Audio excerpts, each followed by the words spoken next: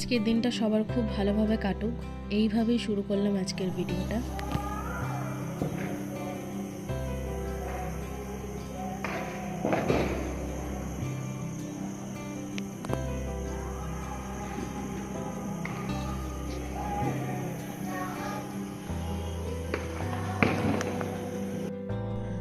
সকলকে জানাই শুভ মহালয়ার প্রীতি ও শুভেচ্ছা। আশা করি তোমরা আজকের দিনটা খুব ভালো করে কাটাচ্ছ।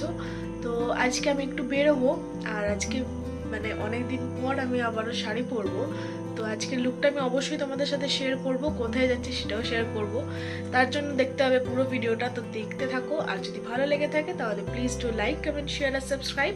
পাশে থাকা বেল আইকনটা ক্লিক করে অল করে নিও। আজকের দিনটার জন্য যে আমরা সবাই কতটা অপেক্ষা করে থাকি সেটা না হয় নাই বললাম। প্রত্যেকটা বাঙালির কাছে আজকের দিনটা একটা ইমোশন। গোটা বছরটা আমরা অপেক্ষায় থাকি যে এই দিনটা আবারও কবে ফেরত আসবে।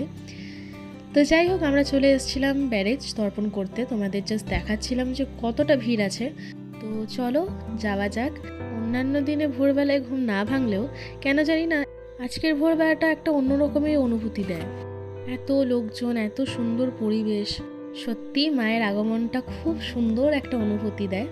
তো যাই হোক, এখানে চলে এসেছিলাম আমরা তর্পণ যে কাজটা তোমাদের বললাম। আমার বাবা এখানে দেখতে পাচ্ছ পুজো করছে, আর মাও তর্পণ করেছিল, কিন্তু ওটার আর ক্লিপসটা আমার নেওয়া হয়নি। এই যে বাবার পুজো ডান।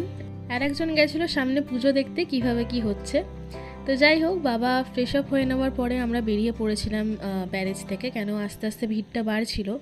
পুজোটা সেরে নেওয়ার পর যে একটা শান্তি, একটা আলাদা রকমের ফিল, এটা হয়তো ভুলে বোঝানো যাবে না।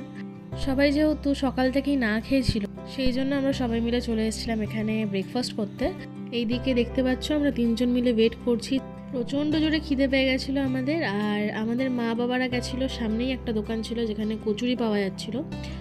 আমরা কচুরি খাবো না বলে এদিকে আমরা ম্যাগি খাচ্ছিলাম, যেটা আমার ভাইয়ের ফেভারিট ফুড। তো খুশি হয়ে গেছে ম্যাগি পেয়ে। তো চলো তাড়াতাড়ি খাওয়াটা শেষ করে ঘরের দিকে যাওয়া যাক। তো এটা তো ম্যান্ডেটরি, তোমরা জানোই। এবারে আমরা ঘরে চলে আসার পর সবাই মিলে ফ্রেশ আপ হয়ে এখানে লাঞ্চ করতে বসে গেছিলাম। আর আমার ভাইয়ের তো খেতে বসে এটা ম্যান্ডেটরি, ও দেখবেই। তো খাওয়া দাওয়া সেরে নেওয়ার পর আমরা একটু রেস্ট করতে গেছিলাম, দিয়ে বিকেলবেলাও একটা জায়গায় যাওয়ার আছে। সবাই মিলে তাড়াতাড়ি করে রেডি হয়ে বেরিয়ে পড়েছিলাম। এদিকে দেখতে পাচ্ছ মা আর আমি। আর এই দেখো সামনে আমার ভাই বসেছিল, হাই করে দিল তোমাদের। তো রাস্তায় যেতে যেতেই কয়েকটা প্যান্ডেল চোখে পড়ে, যেগুলো এখনও কাজ চলছে। আর খুব সুন্দর লাগছিল, চারিপাশটা খুব সুন্দর লাইটিংয়ে সেজে উঠেছে। আর তো মাত্র কয়েকটা দিন হাতে। তো তোমরা বুঝতেই পারছো আসলে কোথায় চলে এসেছি আমরা। হ্যাঁ, অবশ্যই মামুর বাড়িতে এসেছিলাম, এখানে আমাদের নেমন্তন্ন ছিল।